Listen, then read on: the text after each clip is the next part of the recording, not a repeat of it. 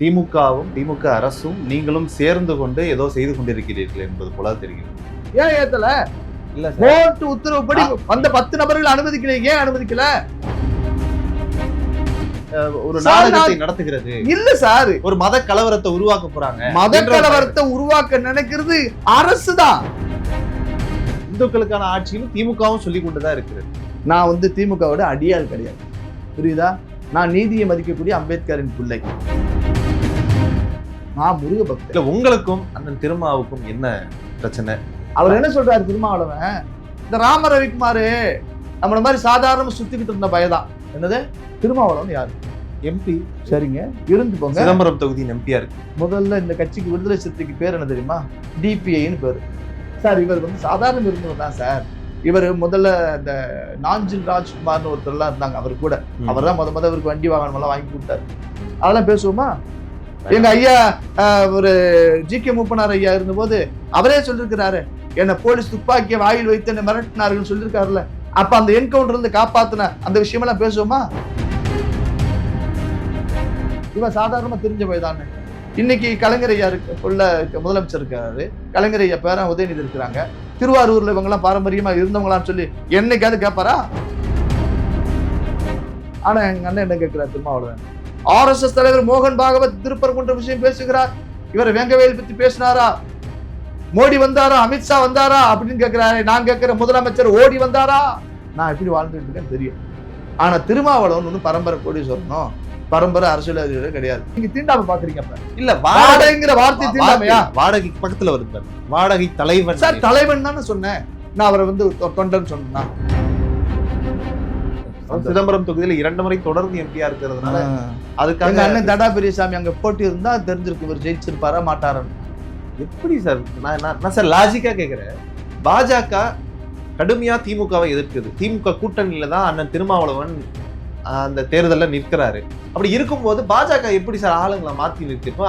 இப்ப வெற்றி வாய்ப்பு இருந்திருந்தா ஐயா தடா பெரியசாமி அவர்களே நிறுத்தி அண்ணன் திருமாவை தோக்கடிச்சிருக்கும். சில விஷயமெல்லாம் பேச முடியாது. இப்ப நான் பேச முடியாது.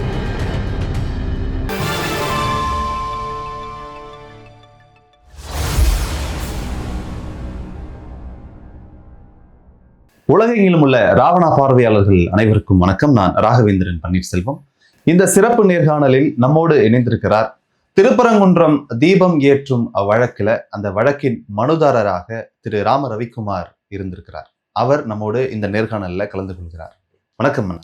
வணக்கம் தம்பி, எப்படி இருக்கீங்க? நல்லா இருக்க ஐயா.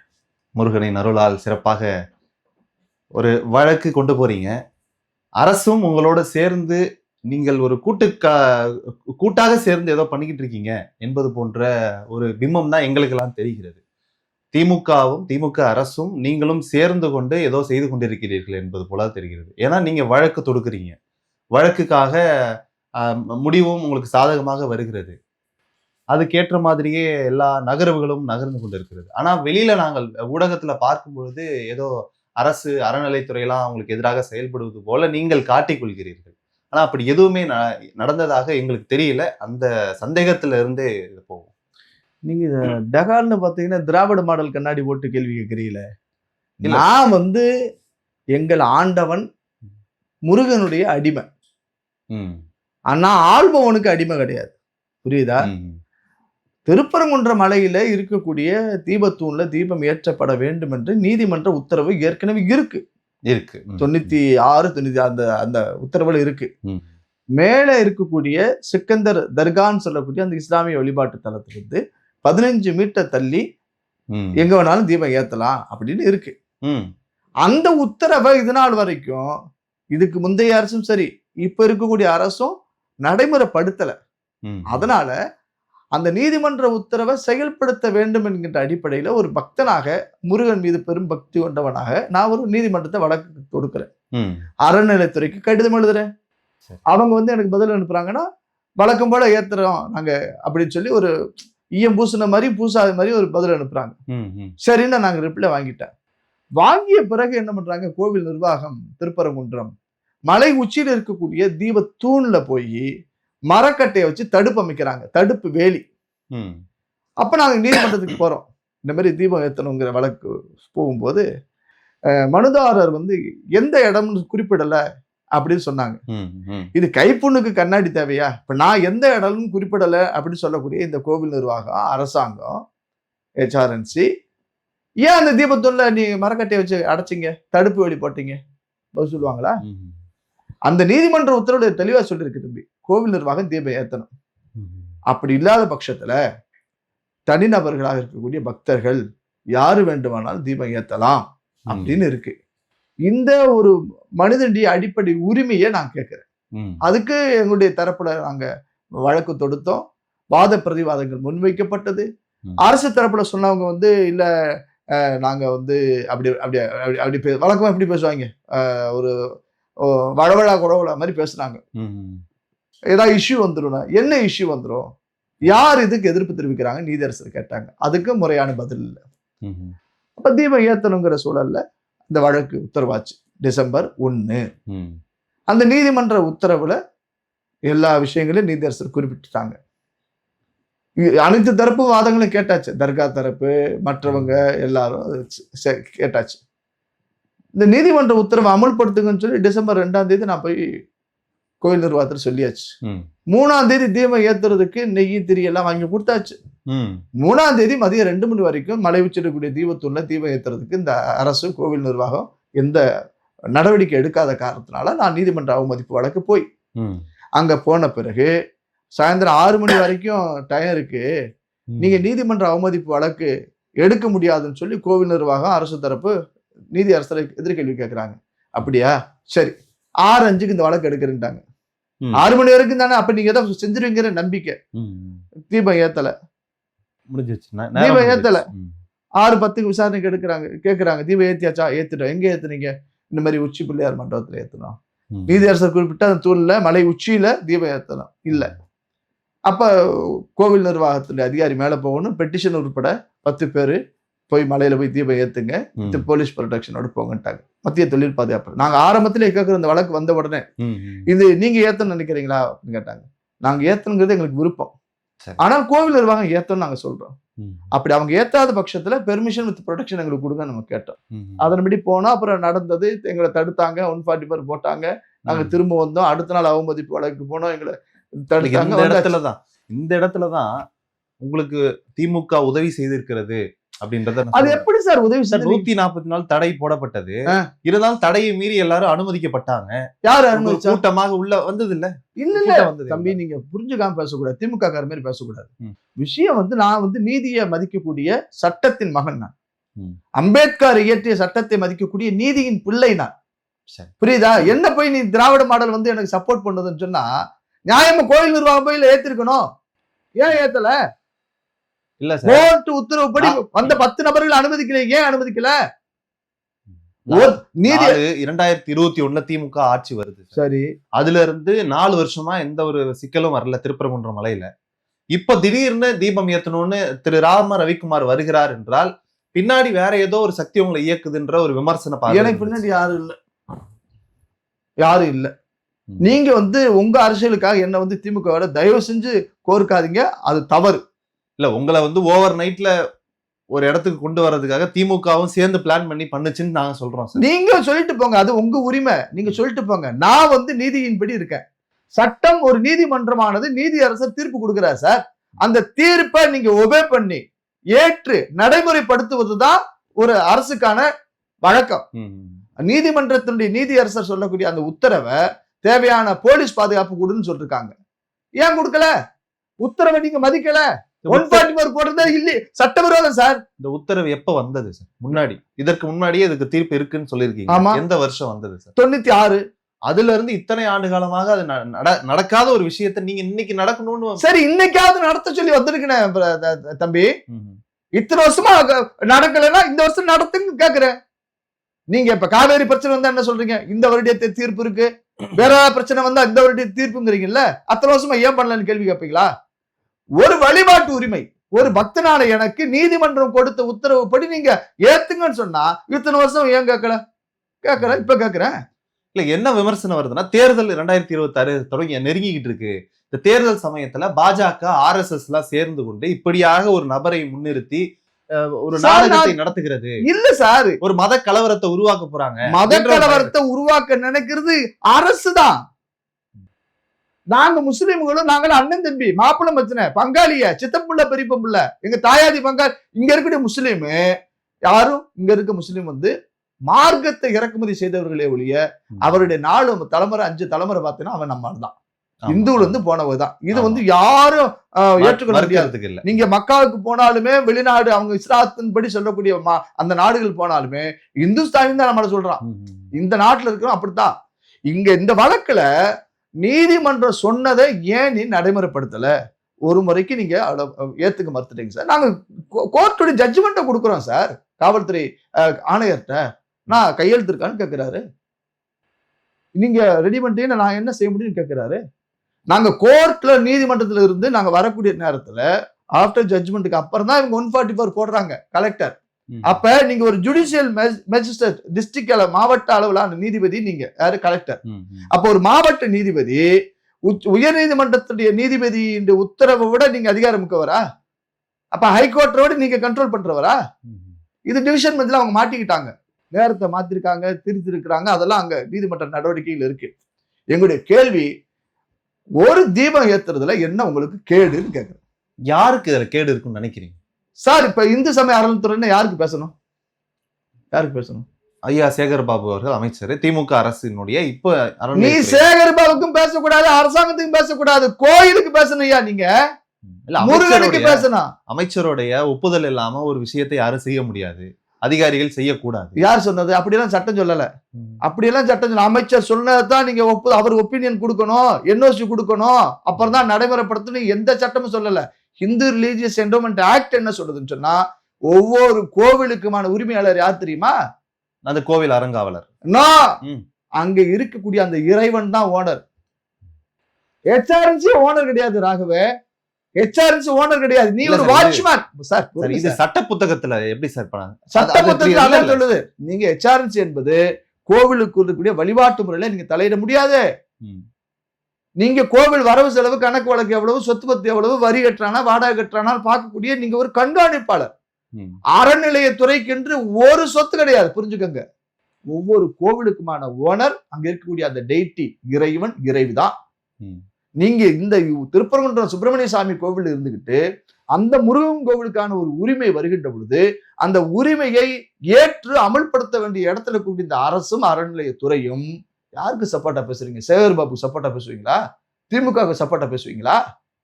இதெல்லாம் நியாயமான பேச்சு இல்ல. ஒரு கலவரம் வந்துடக்கூடாது, அதனால 140 நாள் தடை போடுறோம் சார். கலவரம் யாரு பண்ற, யாரு நோக்கம்? சிக்கந்தர் பக்கத்துல 15 மீட்டர்ல சிக்கந்தர் தர்கா இருக்கிறது. அதனால இங்க இரு மதத்திற்கு இடையே ஒரு கலவரம் மூண்டு விடுமோ என்ற ஒரு அச்சம் இருக்கும்ல. அதுதான் ராகவே. இப்ப நீங்க கேட்கறது எப்படி இருக்குன்னா, சிக்கந்தர் தான் மலை உச்சியில் இருக்கக்கூடிய தர்கா. இஸ்லாம் வந்து எனக்கு ரொம்ப நண்பர்கள் இருக்காங்க, நான் குரான் படிச்சிருக்கேன், இஸ்லாத்தில் உள்ள சில விஷயங்களை தெரியும் எனக்கு. இஸ்லாம் மார்க்கம், இறை வேதம் சொல்லக்கூடிய அந்த குரான் சொல்வது, இஸ்லாம் மார்க்கம் சொல்வது என்னன்னா, இந்த தர்கா வழிபாடு என்பதே ஷிர்கு. ஷிர்குனா மூட நம்பிக்கைன்னு பேரு, ஹராம்னு பேரு. அல்லாவுக்கு இணையாக நீங்க யாரையுமே கொண்டாட முடியாது. இப்ப நான் ஒரு இஸ்லாமியனா, நான் ரஹமத்துல்லாவா இருக்கிறேன்னா, அல்லாவை போன்றவர் இந்த ரஹமத்துல்லான்னு நீங்க சொல்ல முடியாது. இப்ப நம்ம இந்து வழிபாட்டு முறையில முருகன் மாதிரி இந்த சித்தர் இருந்தாரு, சிவன் மாதிரி இந்த சித்தர் இருந்தாருன்னு சொல்லலாம். இஸ்லாம் அதை அனுமதிக்காது. ஏன்னா அந்த மதம் சொல்லக்கூடிய விஷயத்த நான் சொல்றேன். இந்த அவுலியாக்கள் சொல்லக்கூடிய இந்த இறை நேசர்கள், அவங்க வந்து இஸ்லாத்துல இருக்கக்கூடிய அந்த வழிமார்கள், அவங்களுக்கான அடக்கத்தளம். நீங்க தர்கா வழிபாடு, சமாதி வழிபாடு, இப்ப நம்ம தாத்தா பாட்டாலாம் இறந்து விட்டா நம்ம சமாதி வைப்போம்ல, இஸ்லாம்ல வந்து கபர்ஸ்தான்ல வைப்பாங்க. அங்க மேடை வச்சுட்டு அவங்களுக்கு இதெல்லாம் போடுறது இஸ்லாம் அனுமதிக்காது. அல்லாவுக்கு இணை அல்லாதான். தௌஹீத்னு சொல்லக்கூடிய ஏக இறைவன் தத்துவம் தான் அந்த இஸ்லாம் சொல்லக்கூடியது. நம்ம அப்படி இல்லை. அங்க இருக்கக்கூடிய அந்த சிக்கந்தர் தர்காவே 1800களில் கட்டப்பட்டதா சொல்றாங்க. அப்போ ஒரு பாடிசன் ஒரு ஆட்சியர், ஐசிஎஸ் ஒரு நபர் இருந்திருக்கிறாரு 1900 காலகட்டத்துல. அப்ப இருந்து இந்த டிஸ்பியூட் இருக்கு. 1900 இருந்து இருந்துட்டு இருக்கு. 1908ல ஒரு ஜீவோ போட்டிருக்கிறாங்க. அந்த மலையில இருக்கக்கூடிய தர்கா கட்டும் போது எந்த மதமான அனுமதி வாங்கல, தாலுகா போர்டுல. அங்க வந்து இருக்கக்கூடிய அந்த பாறைகளை வெட்டி உடைச்சு கட்டியிருக்காங்கன்னு ஒரு தரவு வருது. இந்த விஷயம் 100 ஆண்டுகளுக்கு மேற்பட்டதான தொடர்ந்து ஒவ்வொரு முறை அந்த மலையவே குவாரி ஆக்கணும்னு பிளான் பண்ணிருக்காங்க. அப்பவே திராவிட மாடல் இருந்திருக்கு. வெள்ளக்காரன் பீரியட்லயே திராவிட மாடல் இருந்துருக்கு வச்சுக்கோங்களேன். இப்படி எல்லாம் இருக்கக்கூடிய நிலையில தான் நாங்க வந்து தர்கா கிட்ட போய் நாங்க ஒண்ணு வன்முறை பண்ணக்கூடிய ஆள் கிடையாது. இப்ப மத நல்லிணக்கம்னா எப்படி சார்? நாங்க வந்து பாலும் சர்க்கரையுமா இருக்குன்னு நினைக்கிறோம். இவங்க எண்ணெயும் தண்ணியுமா இருக்கணும்னு நினைக்குது அரசு. எந்த முஸ்லீமும் எதிர்ப்பு தெரிவிக்கல சார். எந்த முஸ்லீமும் போராடல சார். தர்காவில் இருக்கக்கூடிய மேல இருக்கக்கூடிய தர்காவில் இருக்கக்கூடிய நபர்களும் சரி, கீழே இருக்கக்கூடிய இஸ்லாமிய அந்த சிக்கந்தர் தர்காவில் இருக்கக்கூடிய நபர்களும் சரி, யாரும் எதிர்ப்பு தெரிவிக்கலையே. அப்படி எதிர்ப்பு தெரிவிச்சா நானே அவங்கள்ட்ட போய் பேசுவேனே, மாமா உனக்கு எனக்கு என்ன பிரச்சனை சொல்லுன்னு கேட்பேன். இவங்க பிணக்கோட இந்த இரு இனமும் இருக்கணும். இல்ல வேற என்ன காரணமா இருக்கணும்? இதை வந்து தடுப்பதற்கு உச்ச நீதிமன்றத்துக்கு மேல்முறையீடு வரைக்கும் போவதற்கு என்ன காரணமா இருக்கும் நீங்க நினைக்கிறீங்க? ஓட்டு நாடக அரசியலுக்கு திமுக பண்ணுது சார். யாருடைய ஓட்டை எடுத்து? சிறுபான்மை வாக்குக்காக அவங்க பண்றாங்க. வாக்குகள் எடுத்து சிறுபான்மை மக்களுடைய வாக்குக்காக அவங்க பண்றாங்கன்னு நான் நினைக்கிறேன் சார். அந்த தர்கா தரப்புக்கு அவங்க வாதிடலாம் இஸ்லாமிய மக்கள். அப்புறம் வக்ஃபு வாதிடுது. எச்ஆர்என்சி வாதிடலாமா? அரசாங்கம் வாதிடலாமா? என்ன சொல்றாங்க? மலை மேல தர்கா இருக்கு, அதனால தீபம் ஏத்துறதுக்கு போயாச்சுன்னு சொல்லியாச்சுன்னா ஒரு மத நல்லிணக்கம் கெட்டுடுங்கிறாங்க. இது எப்படி ஏற்புடைய வாதம்? நாங்க யாரையும் பகையா நினைக்கலையே சார். அப்படி பகையா நினைச்சா கீழே இருந்து மேல வரைக்கும் போறதுக்கான பாதை யாருடைய பாதை? கோயிலோட பாதை தானே, முருகன் கோயில் பாதை தானே. ஒட்டுமொத்தமான மலையும் திருப்பூர் முருகனுக்கு சொந்தமாச்சே. நம்ம ராவணால நீங்க நிறைய பேட்டி கொடுத்துருக்கீங்க. ஆமா, நிறைய முறை சொல்லியிருக்கீங்க. ஆமா, திமுக அரசு எங்களுக்கு சாதகமாக தான் எல்லா விஷயங்களையும் செயல்படுது அப்படின்னு நிறைய இடங்கள்ல சொல்லியிருக்கீங்க. இந்த கோவில் விவகாரங்கள்ல ஒரு சில இடங்களை தவிர்த்து அம்மையார் துர்கா ஸ்டாலின் அவர்கள் கூட எங்களுக்காக தான் உள்ள பேசிக்கிட்டு இருக்காங்கன்னு கூட சொல்லியிருக்கீங்க. நான் அந்த வார்த்தை எங்கேயுமே பயன்படுத்தல. அது உங்களுடைய புரிதல் எப்படி இருக்கு? நம்ம ஆட்சி இந்துக்களுக்கான ஆட்சின்னு திமுகவும் சொல்லி கொண்டுதான் இருக்கிறது. அது ஏமாத்து வார்த்தை. அது திராவிட மாடலுடைய திருட்டுவாதம், புரட்டுவாதம், பொய்வாதம். சரியா? நான் சொல்லக்கூடியது இதுக்கு முன்பு திமுக அரசு இந்து சமய அறநிலையத்துக்கு சொந்தமான மன்னிக்கணும் நிர்வாக மேற்பார்வையின் கீழ் இருக்கக்கூடிய கோவில்களை இருக்கக்கூடிய இருப்பு பணத்தை எல்லாம் எடுத்து காலி செய்து என்ன பண்றாங்க? வணிக வளாகங்கள் பேர்ல, கல்யாண மண்டபங்கள் பேர்ல காலி செய்ய நினைச்சாங்க. இது வந்து கோவிலுக்கு கொடுக்கக்கூடிய பணம் என்பது அந்த கோவில் வளர்ச்சிக்கு சொல்லி நீதிமன்ற உத்தரவு ஐயா எஸ்.எம். சுப்பிரமணியம் அருள்முருகன் பெஞ்ச் சொல்லி இருக்கு. கல்லூரி கட்டுறாங்க, கல்வி நிலையங்கள் கட்டுவாங்க. அது நீங்க கட்ட முடியாது சார். இந்த அரசு என்ன அரசு சொல்லுங்க? தமிழ்நாடு அரசு யாரு அரசு? திமுக தலைமையிலான தமிழ்நாடு அரசு. அது என்ன அரசு? திராவிட மதசார்பு அரசா? மதசார்பற்ற அரசு. அப்படின்னா இங்கிலீஷ் தமிழ்ல சொல்லுங்க. Secular government. தமிழ்ல சொல்லிட்டேன் நான். என்ன கவர்மெண்ட்? செக்யூலர். அப்ப எம்மதமும் உனக்கு சமமா பார்க்கணும். அப்ப என் கோயில மட்டும் ஏன் வச்சிருக்க? அரசு ஏன் சார் வச்சிருக்கணும்? எங்க இஸ்லாமிய சமுதாயம் அந்த தர்கா மெயின்டெனன்ஸ் பண்ணுது, மசூதியை மெயின்டெனன்ஸ் பண்ணுது, சர்ச் நிர்வாகம் கிறிஸ்தவ பெருமக்கள் வச்சுக்கிறாங்க. என் கோவில் நிர்வாகத்தை நீ ஏன் வச்சுக்கிற? அதுவே இல்லீகல். இருந்தாலும் நீங்க இருப்பு காலி பண்ணக்கூடிய சூழல்ல நாங்க அது கோர்ட்ல கேஸ் போட்டு தடை வாங்கியிருக்கோம். துர்காமா சாமி கும்பிடுறது அது தனிப்பட்ட விஷயம் சார். ஒரு முதலமைச்சர் ஐயாவுடைய மனைவியா இருக்கிறாங்க, ஒரு தனி பெண்மணி. அவங்க போய் அவங்க வழிபாட்டை நம்ம எல்லாம் தடுக்க முடியாது. போய் கும்பிடட்டும், கோயில்களா கும்பிடட்டும், இப்ப சேருவாவை கும்பிடுறாரா கும்பிடட்டும். ஆனால் நீங்க இந்த கோவிலுக்கு நீங்க ஓனரா நினைக்கும் போதுதான் நாங்க எதிர்க்கிறோம். இல்ல சார், இப்ப கோவில் வந்து அறநிலையத்துறைக்கு கீழ் இருக்கிறதுனாலதான் அனைவரும் கோயிலுக்கு போயிட்டு சாமி கும்பிட முடியுது, எந்த ஒரு தீண்டாமையும் அங்க கடைபிடிக்கப்படுறது இல்லை அப்படின்ற ஒரு வாதம் இருக்கிறது. அதனால எல்லா சமுதாயத்தினரும் அனைவரும் கோவிலுக்கு போகக்கூடிய சூழலை ஏற்படுத்தி இருக்கிறது அறநிலையத்துறை அப்படின்ற ஒரு நம்பிக்கை இருக்கிறது. சார், நான் நீங்க சொல்லக்கூடிய விஷயத்த நான் பாதி ஏத்துக்கிறேன். அறநிலையத்துறை உங்களுக்கு நம்பிக்கையாவே இருக்கட்டும். உங்க டியூட்டி வழிபாட்டு முறையை இது பண்றது கிடையாது. இல்ல, கணக்கு வழக்கு ஒன்லி ஃபார் அக்கௌண்ட். ஓகே, அப்போ வாக்கரசியலுக்காக இந்த வாக்கு அரசியலுக்கு சிறுபான்மை மக்களை ஏமாத்துது. இப்ப இதுக்கு முன்னாடி திருப்பூர் இஷ்யூ வந்துச்சு, உங்களுக்கு தெரியும். அண்ணாமலை பாஜக தலைவர் வந்துச்சு. அப்ப இந்த நவாஸ் கனின்னு ஒரு ஐயா இருந்தாரு. யாருங்க? திமுகவுடைய இந்தி கூட்டணி இந்தி கூட்டணியோட எம்பி ராமநாத் ஒரு எம்பி, காங்கிரஸ்காரரு. ராமநாத் ஒரு முஸ்லீம் லீக் எம்பி அவரு, நவாஸ் கனி. அப்புறம் இன்னொருத்தர் அப்துல் சமதுன்னு ஒருத்தர் இருந்தார், முஸ்லீம் லீக் எம்எல்ஏ. இவங்க எல்லாம் போய் மலையில மாம்சம் சாப்பிட போனாங்க. போனாங்கல்ல. அப்ப இந்த அரசு அங்க ஆட்சியரா ஒரு அம்மா இருந்தாங்க, சங்கீதான்னு நினைக்கிறேன் ஆட்சியர். அவங்க என்ன சொன்னாங்க? மலை மேல இருக்கக்கூடிய தர்காவுக்கு போறதுக்கு பாதைன்னு போர்டு வச்சாங்க. மலையில இது ஆடுகோழி பலியிட்டு சமைக்கிறதுக்கு எல்லாம் ஏற்பாடு இருக்குன்னு போர்டு வச்ச பிறகு ஃபர்ஸ்ட் கம்ப்ளைண்ட் பண்ணது கோயில் நிர்வாகம். அப்படி வளமே கிடையாது, மேல போய் ஆடுகோழி வெட்டக்கூடாதுன்னு சொன்னது கோயில் நிர்வாகம். ரவிக்குமாரோ இந்து இயக்கமோ சொல்லல. அன்னைக்கு எதிர்ப்பு தெரிவிச்சீங்க. அப்புறம் அது இஷ்யூ பெருசாச்சு. இவங்க போய் பிரியாணி கூட போனவன் பிரியாணி சாப்பிட்டான், பிரச்சனை பெருசாச்சு. அன்னைக்கு நவாஸ் கனியையும் அப்துல் சமதையும் என்ன சொன்னாங்க? இன்னைக்கு ராம ரவிக்குமார வெளியூர்காரரு சொல்றாங்க. அன்னைக்கு இந்த நவாஸ் கனி அப்துல் சமதி வெளியூர்காரன்னு சொல்லி இந்த கோவில் நிர்வாகம் சொல்லுச்சா? இந்த அரசாங்கம் சொல்லுச்சா? அப்ப இந்த அரசாங்கம் என்ன பண்ணுது? அன்னைக்கு முஸ்லிம்களுக்கு சப்போர்ட் மாதிரி அங்கிட்டு போக விட்டுட்டு இந்துக்கள் கேட்கிற போது என்ன பண்ணிருச்சு? நாங்க வந்து வளவளா கொழவளா மாதிரி இவங்க பேசிட்டாங்க. இன்னைக்கு நீங்க நான் இந்த விஷயத்துல சாதாரணமா ஒரு பக்தனா நான் சொல்றேன், அந்த மலையில கோர்ட் உத்தரவுப்படி தீபம் ஏற்ற விட்டு இருந்தா இவ்வளவு பிரச்சனையே இல்லை. எங்க முதலமைச்சருக்கும் எங்க ஐயா சேகர் பாபுக்கும் யாரு ராங்கா கைட் பண்றாங்க? இல்ல சார், சென்னையில அந்த சமயத்துல மழை பெய்து மழை வெள்ளம் வட சென்னையில கொஞ்சம் பாதிக்கப்பட்டிருந்தது. அந்த செய்தியெல்லாம் மறைப்பதற்கு ஏதுவாக உங்களை பயன்படுத்தி உங்களை வைத்து இந்த மாதிரியான திருப்பரங்குன்ற இஷ்யூ கொஞ்சம் ரொம்ப பூஸ்டப் பண்ணாங்க ஊடகத்துல அப்படின்றது பல பேருடைய குற்றச்சாட்டு. நாங்களும் அதை பார்த்தோம், அதை விவாதிக்கவும் செய்தோம். நீங்க சொல்லக்கூடிய குற்றச்சாட்டை முற்று முதலுமா நான் மறுக்கிறேன். நான் திமுகவோட கையாள் கிடையாது, நான் முருகனுடைய அடியார். நான் வந்து திமுகவோட அடியாள் கிடையாது, புரியுதா? நான் நீதியை மதிக்கக்கூடிய அம்பேத்கரின் பிள்ளை. சட்டத்தின்படி நீதிமன்றம் கொடுத்த உத்தரவை நிறைவேற்றுங்கன்னு சொல்லக்கூடிய எண்ணத்தில் இருக்கக்கூடிய நபர். நீங்க இந்த அரசாங்கம் இன்னைக்கு கூட நடக்குது, எவ்வளவு நடக்குது? செவிலியர் பிரச்சனை நடக்குது, யாராவது பேசுறீங்களா? வாத்தியார்கள் பூரா கைது பண்றாங்க, யாராவது பேசுறீங்களா? பூரா புள்ளிங்க பூரா என்ன பூரா தமிழ்நாட்டுல அது கஞ்சான்னு சொல்லக்கூடாது, அது வர சொன்னோம்னா ஏதாவது ஏதோ ஒண்ணு புகையா வருது, குடின்னு குடிக்கிறான், அந்த கலர் பெயிண்ட் அடிச்சுக்கிட்டு புள்ளிங்க எல்லாம் போகுது. நான் ஆரம்பத்தில் நம்ம இதுல சொல்லியிருக்கேன், ஏய் அப்படின்னு மதுரையில ஒரு பையன், நான் ஏறுனா என்ன வெட்டுவேன் அவனை சொல்லி ஒரு வாத்தியாரை மிரட்டுவான், ஏறினா ரயிலு இறங்குனா ஜெயிலு அப்படின்னு சொல்லி பேசுவான். இப்படி எல்லாம் இந்த புள்ளிங்க பூரா கொண்டாடுறா, ஏய் என்ன தௌலத்தாகிறியா அப்படின்னு நம்ம புள்ளிங்க பூரா கொண்டாடுது கவர்மெண்ட்.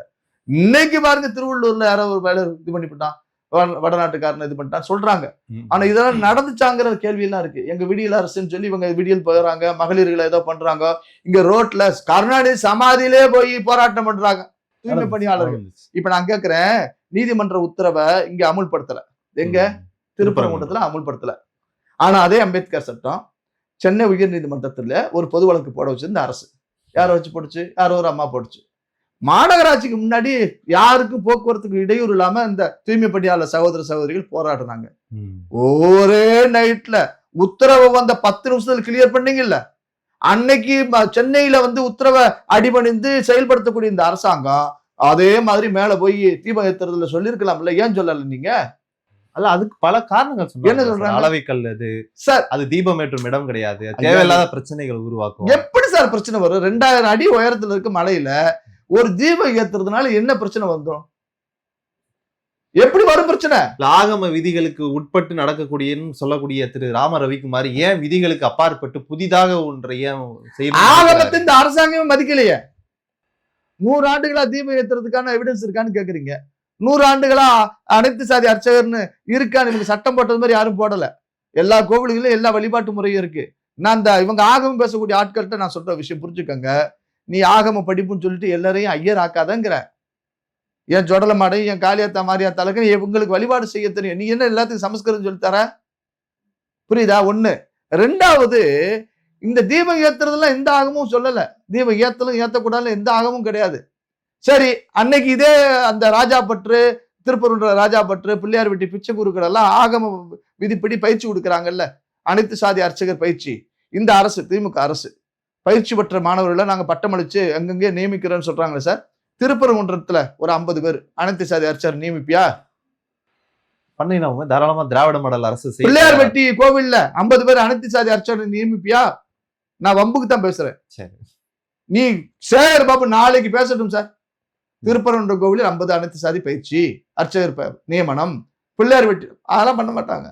ஏன் பண்ண மாட்டாங்க சார்? சார், அறநிலைத்துறையில இருக்கக்கூடிய அமைச்சர் சேகர் பாபு வார்த்தைக்கு வார்த்தை சொல்லக்கூடியது, திமுக என்றைக்குமே இந்துக்களுக்கு எதிராகவோ வழிபாட்டுக்கு எதிராகவோ இருந்ததில்லை அப்படின்னு ஒவ்வொரு முறையும் ஒவ்வொரு மாநாடு நடத்தும் போதும் அது மிக தெளிவாக சொல்லிட்டு இருந்தாரு.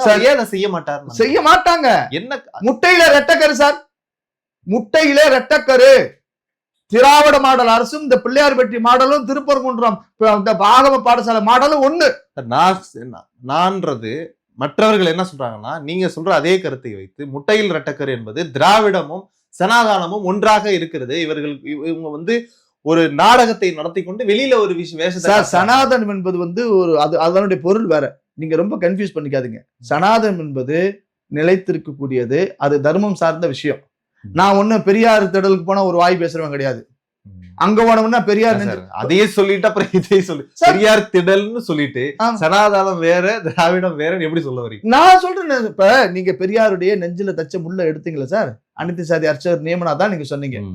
ஆனா இங்க நியமிச்சீங்களா? நீங்க நியமிப்போம். இன்னும் 4 மாதம் 3 அமாவாசை தான் அரசாங்கம். 2 அமாவாசை கவுண்ட் ஸ்டார்ட். நீங்களும் சொல்லிட்டு இருந்தீங்க முருகரை தொட்டுட்டாங்க, பழனியில கும்பாபிஷேகம் நடத்த போகும்போது தேதியை மாத்தி வச்சுட்டாங்க, இது ராஜாவுக்கு பெரிய ஆபத்தை ஏற்படுத்தும். நம்ம ராவணாபேட்டையிலே சொன்னோம். திமுக பெரும் நெருக்கடியை சந்திக்க போகுது. சந்திச்சதுல செந்தில் பாலாஜி ஜெயிலுக்கு போனாரா இல்லையா? அவர் 1 வருஷத்துல வந்துட்டாரு. போனாரா இல்லையா? போனாரு. இப்ப கே.என். நேரு அவர்களுக்கு வழக்கு தொடுங்கன்றாங்க, எதுவும் தொடுக்கலையே. அது அவங்க பாத்துக்கப்பட்ட சட்டத்தின்படி போகட்டும். எனக்கு திருப்பூரோட சப்ஜெக்ட் நான் சொல்றேன். பழனி கோவில்ல கும்பாபிஷேகம் பண்ணும்போது நான் சொன்னது, மார்கழியில நாள் செய்வது தவறு, இது ஆகம விரோதம். நான் பதிஞ்சேன். அன்னைக்கு சொல்ல வார்த்தைகள் நான் சத்தியமா பொறுப்பெடுத்து அது நடந்துச்சு. முருகன் நடத்தினா. இவ்வளவு பேசுறீங்களா சார் நீங்க? திமுக அரசு, இந்த திராவிட மாடல் அரசு, அனைவருக்கும் சமமான அரசு சொல்லக்கூடிய எங்க முதலமைச்சர் கிறிஸ்துமஸ் விழாவுக்கு போனீங்கல்ல, முஸ்லீம் விழாவுக்கு போனீங்கல்ல, அதெல்லாம் நான் வாழ்த்துறேன். ஏன் நம்ம பழனியில் நடந்த மாநாட்டு முத்தமிழ் முருகன் அரசாங்கம் கோவில் காசுல மக்கள்கிட்ட வசூல் பண்ணி நடத்துற அந்த மாநாட்டுக்கு வந்திருந்தா என்ன குறைஞ்சிருப்பியா? அதுக்கு மட்டும் வீசியா? இந்துக்கள் ஓட்டு வீசியா? மத்ததெல்லாம் ஓசியா? உங்களுக்கு என்னங்க அது? சரி, முதலமைச்சருக்கு அலுவல் ரீதியாக வேலை பெரிய அலுவல் சார். அத்தனை அலுவல் இருந்தாலும் நீங்க கிறிஸ்துமஸ் போனீங்களா சார்? கேக் வெட்டி வாயில ஊட்டி விட்டாங்கல்ல சார்? ஏத்துக்கிட்டீங்களா சார்?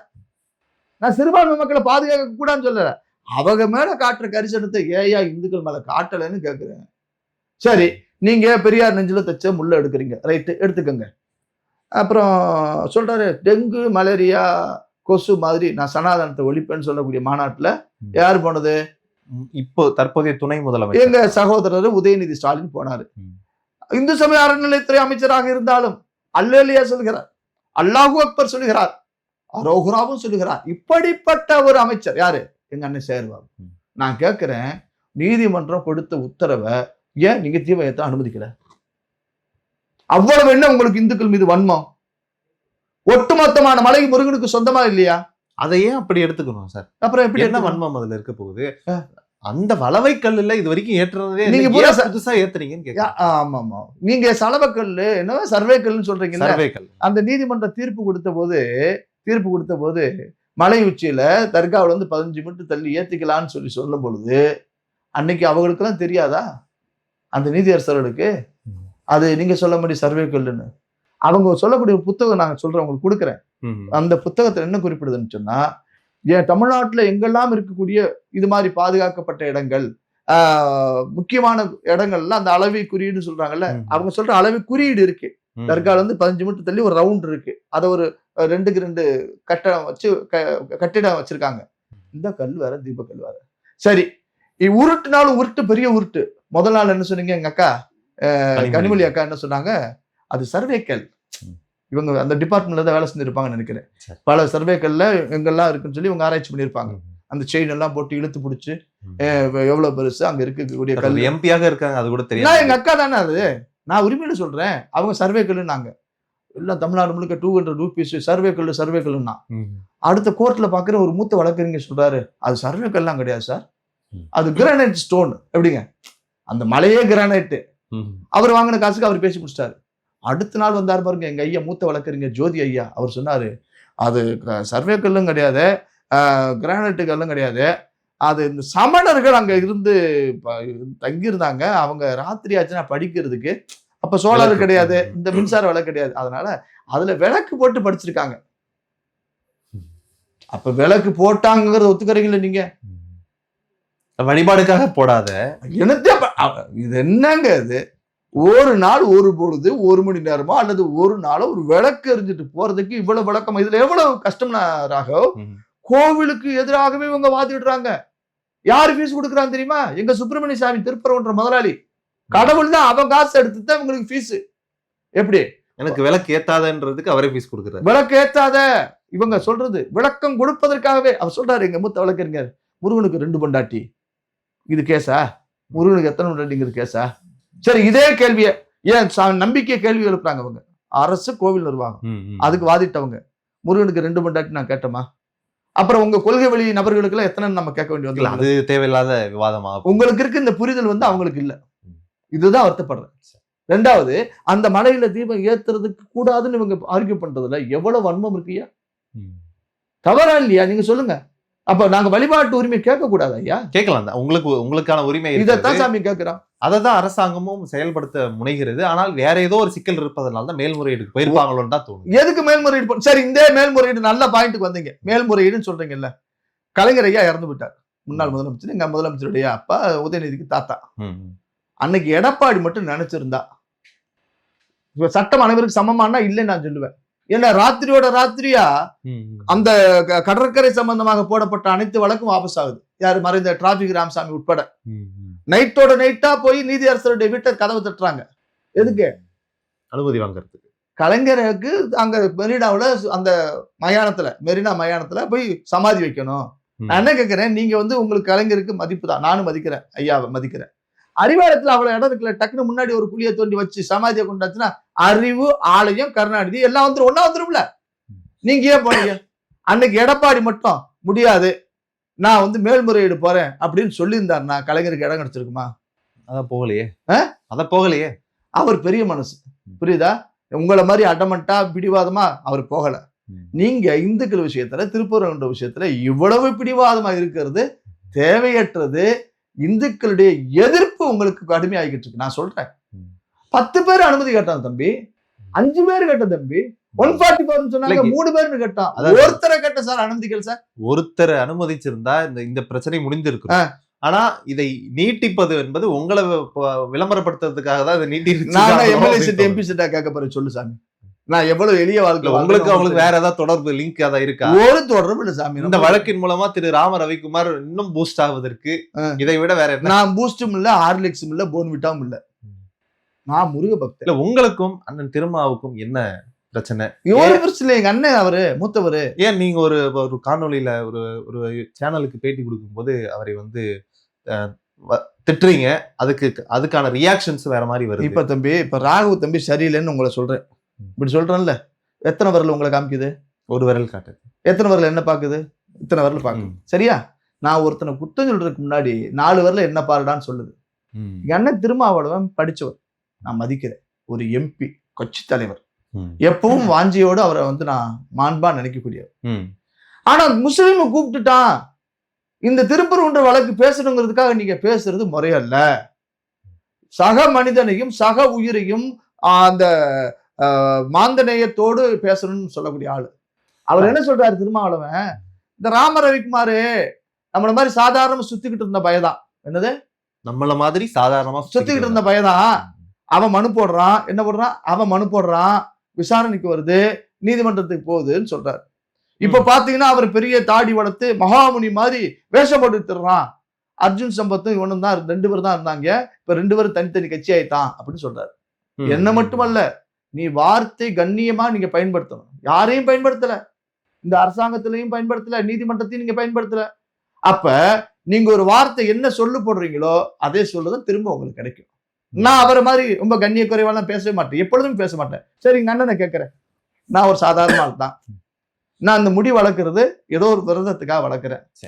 நான் ஏன் தலப்பா கட்டிருக்கேன்னா, எனக்கு டோப்பா மயிர் வைக்க எனக்கு காசு இல்லை, அதனால நான் தலப்பா கட்டிருக்கேன். சரியா? நான் எந்த இப்ப திருமாவளவன் வேற யாரையும் மனதில் வைத்துட்டு சொல்லலையே சார். நான் எதுவுமே, நீங்க ஏங்க இப்படி திமுக ஆளு மாதிரியே பேசுறீங்க தம்பி? உன்னை வந்து நீ வேணா, நீ இப்படியே பேசிக்கிட்டு இருந்தேன்னா உனக்கு ஏதாவது வாரிய பதவி கொடுத்துருவாங்க. இந்த ப்ளூ கலர் சட்டை வேற போட்டிருக்க அந்த இன்னொரு ஆள் பேசிட்டு இருக்காரு, செந்திலா, அந்த ஒருத்தர் பேசுவார்லப்பா, ஊடகவியலாளர் ஒருத்தர், அண்டா உண்டான்லாம் பேசுவார், அவர் மாதிரி உனக்கு ஏதாவது பதவி கொடுத்துருவாங்க.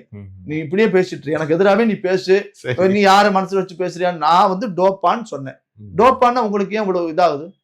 சரி, அதை விட்டு டோப்பா டாபிக் நோ, புரியுதா? எனக்கு தலைக்கு வேலை நான் கட்டிக்கிட்டேன். இப்ப எங்க அண்ணன் திருமாவளவன் பேசுறாருல, நான் ஒரு சாதாரண வீட்டு பையனா சார். திருமாவளவன் யாரு? எம்பி. அவர் ஒரு கட்சியின் இப்ப அங்கீகரிக்கப்பட்ட கட்சியினுடைய தலைவரா இருக்காரு. சரிங்க, இருந்து போங்க. சிதம்பரம் தொகுதியின் எம்பியா இருக்கு. அதுக்கு முன்னாடி போலீஸ்ல இருந்த போது வேலை பார்த்துட்டு இருந்த பொழுது முதல்ல இந்த கட்சிக்கு விடுதலை சிறுத்தைக்கு பேர் என்ன தெரியுமா? டிபிஐன்னு பேரு. டிபிஐனா தலித் பந்தர் ஆஃப் இந்தியான்னு. மலைச்சாமின்னு ஒருத்தர் தான் கட்சிக்கு தலைவராக இருந்தார். இவர் தடைவியல் துறையில வேலை பார்த்துட்டு இருந்தாரு. அப்புறம் அந்த கட்சியில அவரோட சேர்ந்து இருந்தா அப்புறம் அந்த கட்சிக்கு தலைவரானார். இதெல்லாம் பழைய வரலாறு. எல்லாருமே எளிமையா இருந்து அதுக்கப்புறம் வளர்ச்சி அடைவாங்க. சரியா சொன்னீங்கல்ல, சரியான வார்த்தை. நீ எம்பி ஆயிருக்கணும் தம்பி. உனக்கு இருக்க புரிதல் எங்க அண்ணனுக்கு இல்ல பாரு. எப்படி சொல்றீங்க? ஆமா, எல்லாரும் எளிய நிலை இருந்தா சாதாரணமா தான் வந்திருப்பான். புரியுதா? இன்னைக்கு நான் வந்து ஒரு கொள்கை வெளிப்படி நான் 96ல இருந்து வெளியாகி எங்க வீட்டை விட்டு வந்து நான் 17 வயசுல இந்த வீட்டை விட்டு வெளில வந்தவன். இந்த நாட்டுக்கு வேலை செய்யுங்கிறதுக்கா நான் வந்தவன். புரியுதுங்களா? அப்புறம் அதுக்கப்புறம் ஐயா ராமகோபாலன் வந்து 10 வருஷம் தான் அவருக்கு உதவியாளர் இருந்தேன். தமிழ்நாட்டுல எல்லா காவல் அதிகாரிகளும் தெரியும், எல்லா பத்திரிகையாளர்களும் தெரியும். தமிழ்நாட்டுல நாங்க ஏறி இறங்காத ஊர்கள் கிடையாது. அதுக்கப்புறம் நாங்க இந்த முருக வழிபாட்டை முன்னெடுத்து நான் வந்து இந்த இது வச்சு ஒரு அமைப்பை வச்சு நம்ம பண்ணிட்டு இருக்கோம். இவங்களுக்கு என்ன கோபம்னா, வழக்கு மன்றம் நான் சட்டத்தின்படி தானே போனேன்.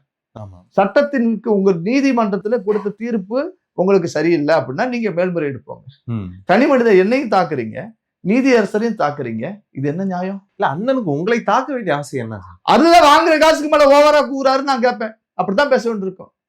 சார் இவர் வந்து சாதாரண இருந்தவர் தான் சார். இவர் முதல்ல இந்த நாஞ்சில் ராஜ்குமார்னு ஒருத்தர் எல்லாம் இருந்தாங்க அவர் கூட. அவர் தான் முத அவருக்கு வண்டி வாகனம் எல்லாம் வாங்கி கொடுத்தாரு. பேஜர் வச்சுட்டு இருப்பாரு சார். இப்ப இந்த பேஜர் உங்களுக்கு தெரியுமான்னு தெரியல. பாத்திருக்கேன். இந்த டவுன் இருக்கும், அதுல மெசேஜ் வந்து எங்கேயாவது பக்கத்துல போன் பூத்துல போய் பேசணும். அதெல்லாம் பேசுவோமா? எங்க ஐயா ஒரு ஜி.கே. மூப்பனார் ஐயா இருந்தபோது அவரே சொல்லிருக்கிறாரு, என்ன போலீஸ் துப்பாக்கிய வாயில் வைத்து என்ன மிரட்டினார்கள் சொல்லிருக்காருல்ல. அப்ப அந்த என்கவுண்டர் இருந்து காப்பாத்தின அந்த விஷயம் எல்லாம் பேசுவோமா? எங்க ஐயா பொறுங்க, எங்க கவிஸ்தலத்தை பண்ணியார் எங்க ஐயா ஜி.கே. மூப்பனார் இல்லைன்னா திருமாவளவன் எங்க? அந்த நீங்க வாதம் இல்ல தம்பி, புரிஞ்சுக்குங்க. எல்லாம் சாதாரணமா வந்தவன் தான். என்ன வந்து கேக்குறீங்கல்ல நீங்க, இவன் சாதாரணமா தெரிஞ்ச போய்தானே. இன்னைக்கு கலைஞர் ஐயா முதலமைச்சர் இருக்காரு, கலைஞர் ஐயா பேரன் உதயநிதி இருக்கிறாங்க. திருவாரூர்ல இவங்க எல்லாம் பாரம்பரியமா இருந்தவங்களான்னு சொல்லி என்னைக்காவது கேட்பாரா? அது எப்படி கூட்டணியில இருக்கோம்ல. என்னப்பா கூட்டணின்னா ஒரு வாய், கூட்டணி இல்லைன்னா ஒரு வாயா? பேசுவோம்னா எல்லாம் தானே பேசணும் தம்பி. இல்லப்ப ஒரு ஒடுக்கப்பட்ட சமூகத்தில இருந்து ஒரு உச்சத்துக்கு ஒருத்தர் வந்திருக்கிறாரு, அதை நம்ம பார்த்து மெச்சிக்கணும்ல. நான் தான் மதிப்பு கண்ணியமான வார்த்தை சொல்லிட்டேனே. நீங்க வந்து பட்டியல் மக்களுக்கு பல இடங்கள்ல கொடியேத்த இந்த அரசு உங்களுக்கு தடை விதிக்குதுன்னு சொன்ன போது அதுக்காக நான் பேசிருக்கேன் தம்பி. விடுதலை சிறுத்தை கட்சி கொடி உங்க கூட்டணியில ஏத்த விட மாட்டேன், சேலத்துல அறுத்துட்டான். விழுப்புரம் சைடுல நீங்க சொல்றீங்க சாதிய பார்வையோடு தான் உங்களை பாக்குறான். ஏன் இதே வன்னியர் சாணம் என்ன சொல்லுச்சு? எங்களை வந்து பொது தொகுதியில் நீங்களா நிக்கலாமான்னு கலைஞர் கேட்டாருன்னு சொன்னாங்க.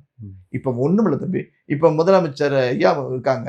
இந்த வேங்க வயல்ல அந்த குடிநீர் தொட்டியில மலம் கலந்து வருஷம் 3 ஆகி போச்சு. 3வது ஆண்டு கொண்டாடியாச்சு. எங்கேயோ அலுவல் நிமித்தமா அங்க போல இங்க போலன்னு கேக்குறீங்கல்ல. இந்த பக்கத்துல போற எங்க முதலமைச்சரை என்னைக்காவது வேங்க வயல் போயிருக்காங்களா? ஆனா எங்க அண்ணன் என்ன கேட்கிறார் திருமாவளவன், RSS தலைவர் மோகன் பாகவத் திருப்பரங்குன்ற விஷயம் பேசுகிறார், இவர் வேங்க வயல் பத்தி பேசினாரா?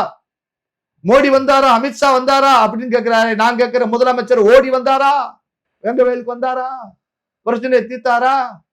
தமிழ்நாட்டுல பட்டியல் மக்களுக்கு எதிராக எவ்வளவு வன்முறை சம்பவங்கள், அவர்கள் உரிமை மறுக்கப்படக்கூடிய சம்பவங்கள்ல இருக்கு, அதுக்கெல்லாம் பேசினாரா முதலமைச்சர்? நியாயம் தீர்த்தாரா? சொல்லுங்க. சனாதனத்தை கடுமையாக எதிர்க்கக்கூடியவர் அண்ணன் திருமாவளவன். என்னத்தை எதிர்க்கிறாரு? புத்தகங்கள் எல்லாமே கொண்டு போய் பேருந்துகள்ல கொடுத்து பெரிய போராட்டத்தெல்லாம் செய்தார்.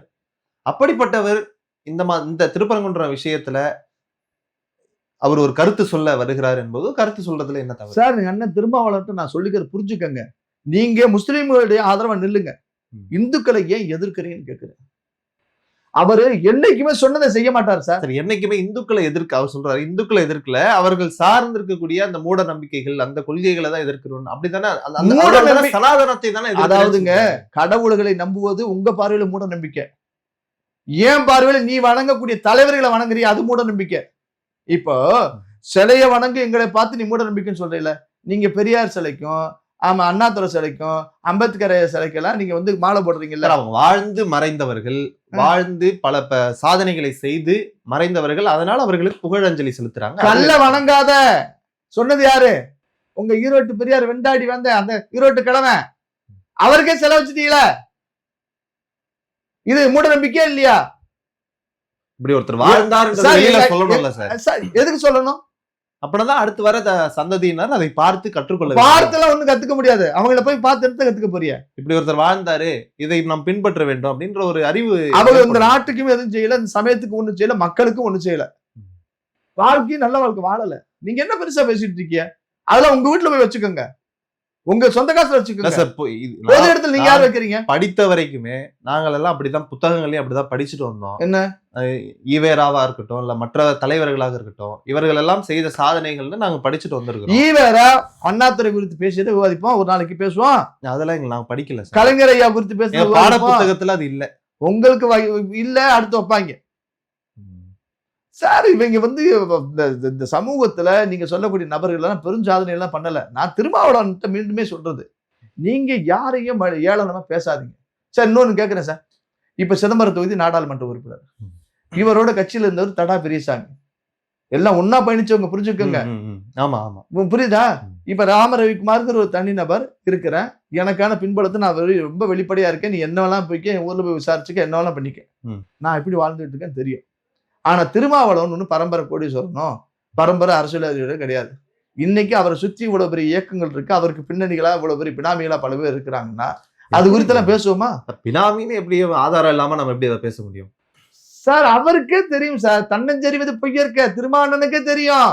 இல்ல பொதுவெளியில ஆதாரம் எதா இருக்கா? எதை வச்சு அவர் சொல்றாரு சார்? இல்ல உங்களை அவர் இப்படி சொல்லி ஒருமையில பேசிட்டாருன்றதுக்காக நீங்க அபாண்டமாக நான் மதிப்பு மீது நான் பேசுறேங்க, புரிஞ்சுக்கங்க. அவர் பேசல, வெளிப்படையா உட்கார்ந்து பேசுவோம் வாங்க. நீங்க ரவிக்குமார் சொல்லக்கூடிய நீங்க ஒரு கருத்தை சொல்றீங்கன்னா எதிர்கருத்து பேசுறேன். என்ன பத்தி நீங்க பர்சனலா பேசக்கூடாதுங்கிற, என்ன பத்தி பர்சனலா பேசக்கூடிய எங்க அண்ணன் திருமாவளவன், ஏன் கலைஞர் ஐயா குடும்பத்தை பேசுங்க, மத்தவங்களை பத்தி பேசுங்க. அதற்காக நாம பதிலுக்கு அதே போல பேச. ஐயோ, நான் தான் மதிப்பு மிகுந்தாலும் சொல்லிட்டேன். உனக்கு இருக்கக்கூடிய புரிதல் எங்க அண்ணனுக்கு இல்லைன்னு நான் சொல்லிட்டேன் தம்பி. விவாதம்னா அப்படித்தானே வரும். அவரை போயிட்டு ஒரு வாடகை வாய் வைத்து வாடகை தலைவர், அது ஒரு நாகரிகமான பேச்சா இருக்கு. வாடகைங்கிறது தப்பான வார்த்தையா சொல்லுங்க?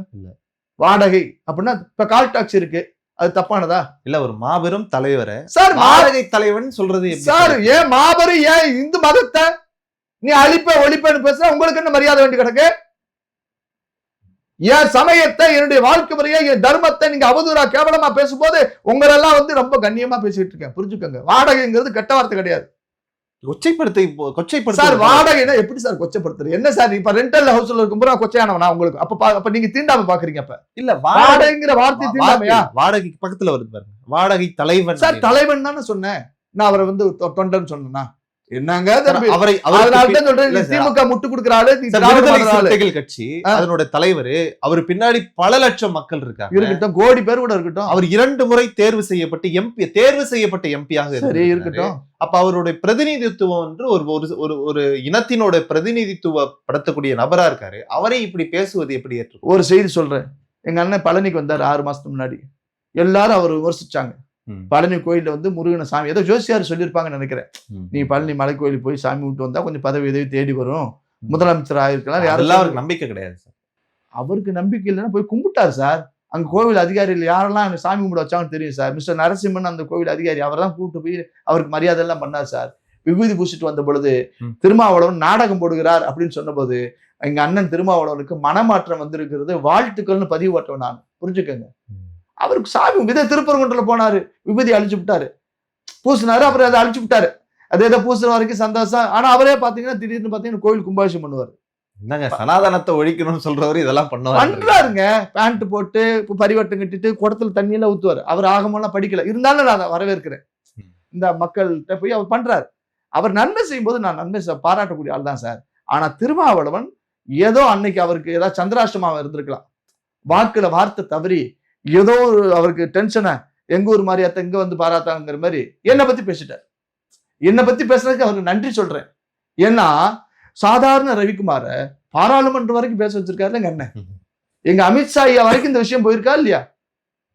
நான் மதுரை, அது மிச்சம் தமிழ்நாட்டுல கொஞ்சம் தெரியும், உங்களை பிற சில நண்பர்களுக்கு தெரியும்.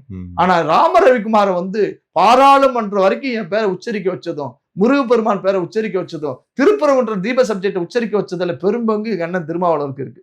அவருக்கு நான் நன்றி கடன் பட்டிருக்கேன். சார், உங்களை வந்து அவமதிச்சுட்டாரு அப்படின்னு நீங்க கருதுனீங்கன்னா சட்டப்படியாக நீங்க போயிட்டு சார் அவருக்கு அண்ணன் போட, அவர் நான் ஏன் சார் பேசுறேன், அவருக்கு அண்ணன் சார்.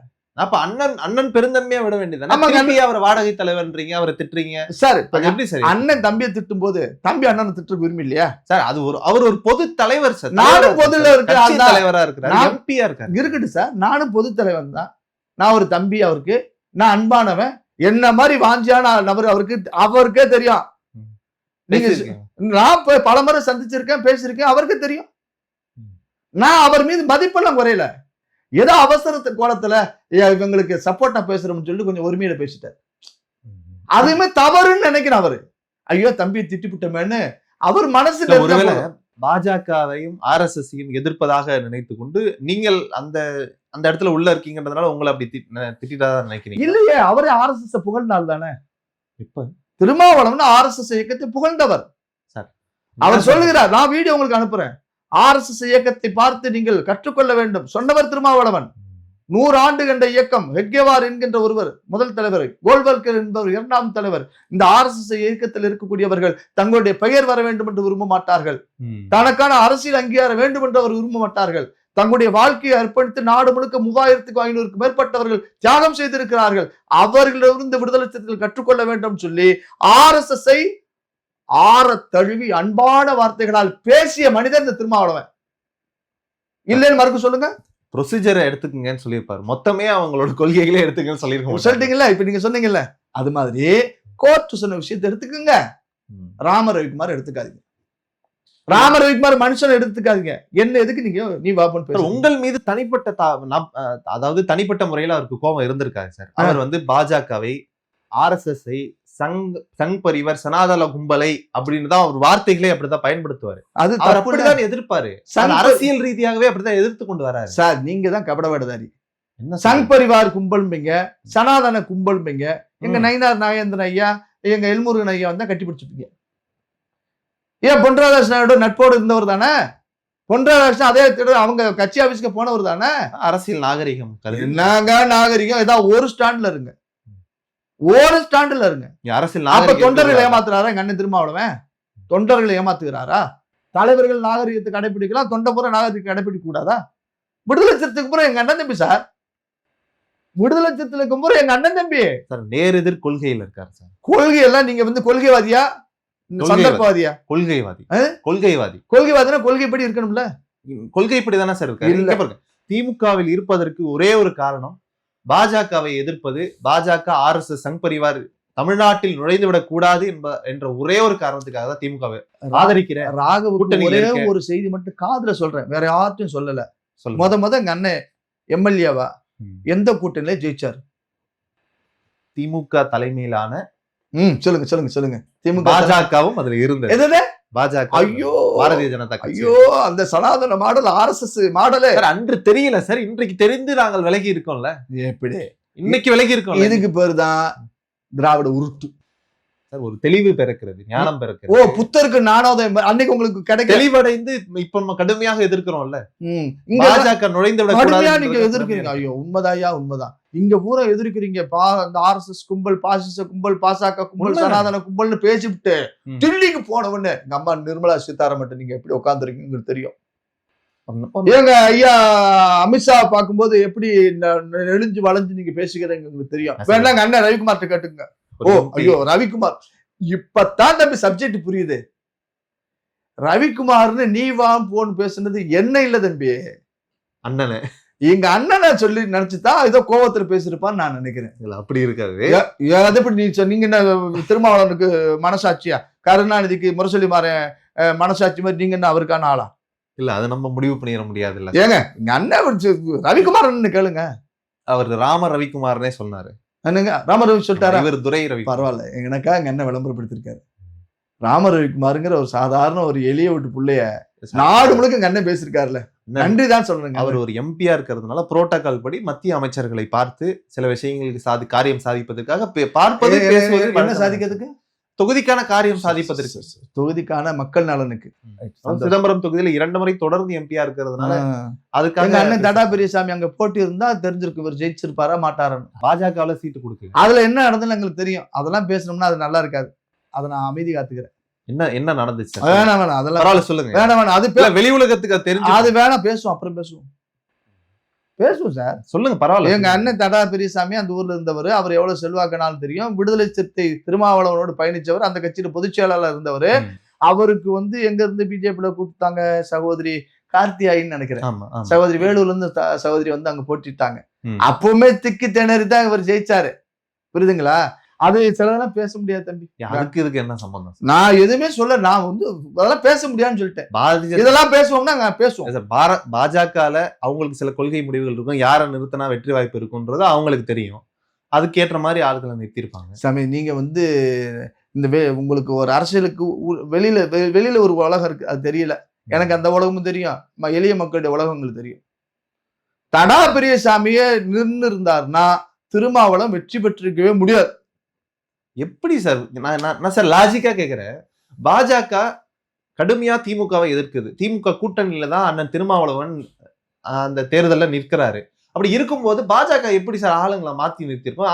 இப்ப வெற்றி வாய்ப்பு இருந்திருந்தா ஐயா தடா பெரியசாமி அவர்களே நிறுத்தி அண்ணன் திருமாவை தோற்கடிச்சிருக்கும். சில விஷயமெல்லாம் பேச முடியாது. இப்ப வரைக்கும் நான் பேச முடியாது. இப்ப நான் திருப்ப சார் இல்ல நான் இன்னைக்கு ஊனா சொல்லி போட்டு வச்சுட்டேன். சரி, இப்ப நான் சொல்றது உங்களுக்கு புரியுதுங்களா? ஆரம்பத்திலே நான் சொன்னேன், என்ன திமுகவும் நீங்களும் சேர்ந்து கொண்டு ஒரு நாடகத்தை நடத்தி கொண்டிருக்கிறீர்கள். திராவிடமும் ஒன்றாக தான் இருக்குது. புரிஞ்சுக்கல தம்பி. திமுகவுக்கு எனக்கு என்ன சம்பந்தம்? எனக்கு பிஜேபிக்கு என்ன சம்பந்தம்? திராவிடமும் சனாதனமும் ஒன்றாக இருக்கின்றது ஒரு முட்டையில் இருக்கக்கூடிய கருகள். அதைத்தான் சேரு பாபா செஞ்சுட்டு இருக்காரு. அங்க ஐயர்களை வச்சுக்கிட்டு அந்த ராஜா பற்று நம்ம பிள்ளையார் வீட்டு குறுக்கில் வச்சு அவர் பண்ணிட்டு இருக்கிறாரு. இங்கேயும் பொருந்தது. எது? சிதம்பரம் தொகுதியிலையும் பொருந்தது. அது எனக்கு தெரியல. சிதம்பரத்துல வந்து சனாதனத்தை ஒழிப்பம்பாங்க, அப்புறம் அங்கிட்டு போய்வாங்க, பேசுவாங்க. நான் வந்து எங்க அண்ணன் மீது தனிப்பட்டு எந்த கோபமும் கிடையாது. நான் நாளைக்கு கூட போன் பண்ணி கூப்பிட்டு எங்க இருக்குன்னு கேட்டு நான் போயிருவேன். எனக்கு ஒன்றும் பிரச்சனை இல்லை. அவரு முஸ்லீம்களை தாஜா பண்றதுக்கு கருத்தை பேசிட்டு போங்க, நீதிமன்றத்துல கூடிய தீர்ப்பை விமர்சிச்சுட்டு போங்க. அதனால நீதியரசரையே நீங்க பேசுறது, சக மனிதனா இருக்கக்கூடிய ஒரு மனிதர் மீது நீங்க பண்பாடற்று அநாகரிகமாக பேசுவது நியாயமான்னு நான் கேட்கிறேன். நான் அவர் பேசுனதை வந்து அந்த நேரம் கொஞ்சம் சின்ன கோபம் இருந்துச்சு. அப்புறம் பார்த்தேன், எதுக்கு நம்மளுக்கான இலவச விளம்பர ஏஜென்ட்டுங்க அண்ணன். அவரை மட்டும் பேசல, இந்திய கூட்டணியில இருக்கக்கூடிய அனைத்து கட்சி தலைவர்களும் இம்பீச்மெண்ட் எடுத்துட்டு போயிட்டு திரு ஓம் பிர்லா அவர்களிடம் அளித்தார். எத்தனை வாட்டி நீங்க கொடுத்துருக்கீங்க? இன்னைக்கு ஐயா ஜி.ஆர். சுவாமிநாதன் ஐயாவுக்கு எதிராக நீங்க பேசக்கூடிய ஆட்கள், பாராளுமன்றம் வரைக்கும் இந்த நடவடிக்கை எடுக்குன்னு சொல்லி கொண்டு போன ஆட்கள், எத்தனை நீதியரசர்கள் இவங்களுக்கு எதிராக, முன்னாள் நீதியரசர்கள், இந்த ஹரிபரந்தாம, சந்துரு போன்ற நபர்கள் எல்லாம் போன முறை வந்து ஏதோ ஒரு இஷ்யூக்கு வரும்போது ஒரு நபர் சசிதரங்கர் நான் கையெழுத்து போடவே இல்லைன்னு சொன்னாங்க. ஒரு தனி நீதியரசருக்கு எதிராக நீங்க இவ்வளவு வன்மத்தோடு போறீங்கன்னு சொன்னா உங்களுடைய மனசிலே மாறாத சாதிய எண்ணத்துடைய வன்மம் இருக்கிறது குற்றச்சாட்டா முன்வைக்கிற குற்றச்சாட்டு. ஆமா, இன்னைக்கு அவர் வந்து ஒரு குறிப்பிட்ட இவர்கள் சொல்லக்கூடிய பாணியில நான் அந்த வார்த்தை சொல்லல. சரி, உயர் நீதிமன்றமா, உச்ச நீதிமன்றமா, உச்சி குடிமை மன்றமா என்று பேசியவர்கள் புரிஞ்சுக்கணும். இப்ப ஒரு பார்ப்பனராக இருக்கக்கூடிய ஒரு நபருக்கு எதிராக நீங்க பேசுறீங்கன்னு சொன்னா பிற சாதிகளுடைய பெயரை பேசறதுக்கு இந்த சமூகம் அனுமதிக்குமா? நான் அம்பேத்கரின் புள்ள, சட்டத்துக்கு உட்பட்டு நான் பேசுறேன் வார்த்தையை. நீதி கோவில், சட்ட கோவில், அந்த நீதி அரசரை நீங்க தனிநபரை விமர்சிக்காதீங்க. அவருக்கு பின்னாடி தீ வச்சு விடுற மாதிரி போடுறீங்க. ஏன் உங்களுக்கு அப்ப என்ன, நீங்க வந்து மறைமுகமா நீதித்துறை மிரட்டுறீங்க சார். ஏய், நாங்க சொல்லக்கூடிய உத்தரவு பிறப்பிச்சா தான் நீங்க இருக்க முடியும், இல்லைன்னா அப்படின்னு சொல்லக்கூடிய ஆட்கள் நீங்க மிரட்டுறீங்க நீதித்துறையை. அதுக்கு நீதித்துறை மிரட்டுறதுக்கு மதமே இல்லைன்னு சொன்னா அப்படின்னு சொல்லக்கூடிய கம்யூனிஸ்ட் ஆட்கள், அந்த சூனா வெங்கடேச எம்பி போன்ற ஆட்களை வச்சு பரப்புரை பண்றீங்க. எப்போதுமே டைரக்டா வராது சார். இந்த ஒரு சட்டியில கஞ்சி சூடா இருக்கா இல்லையான்னு குரங்கு என்ன பண்ணும்னா குட்டியோட வாழை விட்டு பார்க்கும். குரங்கு சூடான களையத்துல கஞ்சி சூடா இருக்கா இல்லையான்னு சொல்லி செக் பண்றது எப்படி தெரியுமா? தன்னோட குட்டியோட வாழை விட்டு ஆழம் பார்க்கும். சரி, இது உங்களோட விமர்சனம். பொறுங்க, நான் விமர்சனம் தான் வைக்கிறேன், நான் உதாரணம் சொல்றேன். அப்ப அந்த கஞ்சி சூடா இருந்தா வீல் இந்த குரங்கு குட்டி கத்தும். அப்ப இந்த பெரிய குரங்கு என்ன நினைச்சுக்கிறோம்? ஓ, கஞ்சி சூடா இருக்குன்னு நினைச்சுக்கிறோம். அது மாதிரி இப்ப யார குரங்குன்றீங்க, யார குட்டின்றீங்க? நான் எதுவுமே சொல்லல, நீங்களா வந்து என் வாரையை புடுங்காதீங்க. சரி, நான் சாதாரணமா இந்த விஷயத்த அந்த அனுமார் ஐயா வால்ல தீ வச்சு விட்டு இலங்கையவே கொழுந்து விட்டானது மாதிரி சாதாரணமா முடிய வேண்டிய தீப பிரச்சனையை நாடு முழுக்க கிளப்பி விட்டது யாரு? இன்றைக்கு இந்த பிரச்சனை வழக்காடு மன்றத்துல எந்த நிலையில இருக்கிறது என்பதை சுருக்கமா சொன்னீங்கன்னா, மாண்புமை நீதிமன்றமானது தீர்ப்பு கொடுத்தது தீபம் ஏற்ற வேண்டும் அதை 2 முறை அவங்க அமல்படுத்தல, ம். அரசும் அறநிலையத்துறையும். அதனால நீதிமன்ற அவமதிப்பு வழக்கு என்பது வரக்கூடிய 9/1/2026 விசாரணைக்கு வருது. ம். அதே போல தனி நீதிபதி கொடுத்த உத்தரவை இவங்க வந்து மேல்முறையீடுக்கு போய் ம். 2 நபர் அமர்வு டிவிஷன் பெஞ்ச்ல வழக்கு எங்க தரப்பு வாதங்கள் எல்லாம் முன் வச்சாச்சு, ம். எதிர்த்தரப்பு வாத பிரதிவாதங்கள் எல்லாம் முன் வச்சாச்சு. ஜட்ஜ்மெண்ட்டுக்கான நீதிக்காக நாங்க காத்திருக்கிறோம். ம். ஆனால் நிச்சயமா நாங்க திருப்பரங்குமலையில் தீபம் ஏத்துவோம், ம். உறுதியா ஏத்துவோம். இந்த அரசாங்கம் எப்படி இருக்குன்னு ஒரே செய்தி மட்டும் சொல்றேன். நீதிமன்ற உத்தரவு இந்த நிமிடம் வரை அமலில் இருக்கிறது, ஆ. நடைமுறையில் இருக்கிறது, ம். நிறைவேற்றல. ஆனால் அங்க மலை உச்சியில் இருக்கக்கூடிய தர்காவில் சந்தனக்கூடுன்னு சொல்லக்கூடிய சந்தன உருசு விழாவிற்கு கடந்த 4 நாளுக்கு முன்னாடி தீபம் ஏற்றுவதற்கு காவல்துறை, அரசு துறை, அறநிலைத்துறை உட்பட அனைவரும் ஆதரவோடு மலை உச்சியில நள்ளிரவுல போலீஸ் பாதுகாப்போடு போய் கொடியேற்றிட்டாங்க. அங்க கொடியேற்றின இடம் என்பது ஏற்கனவே கொடிமரம் இருக்கு, அங்க ஏத்தல. கள்ளத்தி மரம் சொல்லக்கூடிய ஸ்தல விருட்சத்துல சட்டவிரோதமாக ஏத்திருக்கிறாங்க காவல்துறை அதிகாரியுடைய முன்னிலையில. எந்த காவல்துறை எங்களை கார்த்திகை தீபம் ஏத்த அனுமதி மறுத்ததோ அதே காவல்துறை, அரசு நிர்வாகம் அவர்களை நள்ளிரவில் அழைத்து சென்று இருக்கு. ம். இது அனைவருக்கும் சமமான அரசா? சட்டவிரோதம்னா இது வரைக்கும் ஏற்றாத ஒரு இடத்துல அவங்க கொடியேற்றிருக்காங்க. ஏத்தட்டும் சார், ஏத்துக்கிட்டு இருக்கட்டும். ஆனா நீங்க நீதிமன்ற உத்தரவை நீங்க அமல்படுத்துனீங்களா? சமமான உத்தரவு வழிபாட்டு உரிமை வேணுமா இல்லையா? நாங்க வந்து சந்தனக்கூடு கொண்டாடுறது இருக்கல, இப்பவும் சொல்றேன், கொண்டாடுறது இருக்கல. அவங்களை சந்தனக்கூடுக்கு அனுமதிச்சீங்கல்ல, எங்களை கார்த்திகை தீபம் ஏத்த அனுமதிச்சதுன்னா பிரச்சனை இல்லையா சார்? இப்ப தேவையில்லாம ஒரு பகையை இஸ்லாமியர்களுக்கும் இந்துக்களுக்கும் இந்த உருவாக்கக்கூடிய எண்ணத்தை விதைச்சது யாரு? இல்ல வேற இடத்துல ஏத்துங்கன்னு சொன்னா தயாரா இருக்கீங்க? யாருங்க? கோவிலுக்கு அந்த அந்த அளவை கல்னு சொல்லக்கூடிய அந்த கல் மேல சார் ஏத்த தப்பு, வேண்டாம். வன்மையா கண்டிக்கிறேன். நீங்க அளவு கல்லும்பீங்க, அப்புறம் செலவு கல்லும்பீங்க, அப்புறம் ஆட்டோர்ல கல்லும்பீங்க, அதெல்லாம் தப்பு. சரி. 2005 பீஸ்டாக் தீபத்தூண். அவ்வளவுதான். 2005 பீஸ்டாக் அமைதி பேச்சுவார்த்தை நடந்த பொழுது தர்கா தரப்பார் 15 மீட்டர் தள்ளி தீபம் ஏத்துறதுல எங்களுக்கு ஆட்சேபனை இல்லைன்னு சொல்லி எழுதி கொடுத்துருக்காங்க 2005. அப்ப 2005 ஏத்துறேன்னு ஒத்துக்கிட்டதை வந்து இப்ப அவங்க மாத்தி பேசுறாங்க. அன்னைக்கு மிரட்டி வாங்கினாங்கன்னு சொல்றாங்க கோர்ட்ல. அப்ப இத்தனை 20 வருஷமா நீங்க அமைதியா இருந்தீங்க? என்கிட்ட கேட்டீங்களா? இவ்வளவு வருஷமா நீங்க அமைதியா இருந்த என்ன கேட்டீங்கல்ல? 20 வருஷமா அப்படி மிரட்டி வாங்கி இருந்தாங்கன்னு அவங்க ஏன் சொல்லல? முழுக்க முழுக்க இது இந்துக்களுக்கும் இஸ்லாமியர்களுக்குமான பிரச்சனை அல்ல. அரசு பிரச்சனையாக மாற்ற துடிக்கிறார்கள். அரசு அது வந்து பாடல் பெற்ற தலம், திருமுருகன் பாடல் பெற்ற தலம், அது முதல் படை வீடு. அந்த தலத்தை விவகாரமா மாத்துறது அரசு தான் காரணம். நான் சொல்றேன். பொத்தாம் பொதுவாக அரசுன்றீங்க, அது மத்திய அரசா மாநில அரசா, யார் தலைமையிலான அரசு? எங்களுக்கு அப்பா வந்து ஸ்டாலின் அப்பா, எங்களுக்கு பெரியப்பா வந்து ஸ்டாலின் அப்பா, இவரு மோடி அப்பா. சரி. முதல்ல அப்பா பிரச்சனை தீர்க்கட்டும். இந்த வழக்கு எப்படி சென்று கொண்டிருக்கிறது என்பதையும் பார்த்து கொண்டுதான் இருக்கிறோம். இதனுடைய இறுதி தீர்ப்பை எதிர்பார்த்து உங்களை போல நாங்களும் காத்திருக்கிறோம். வெற்றி பெற வாழ்த்துக்கள். நன்றி சார்.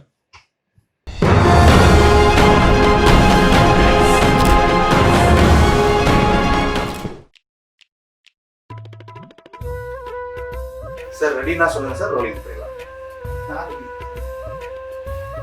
போலாமா சார்? ரோலிங். ரோலிங்.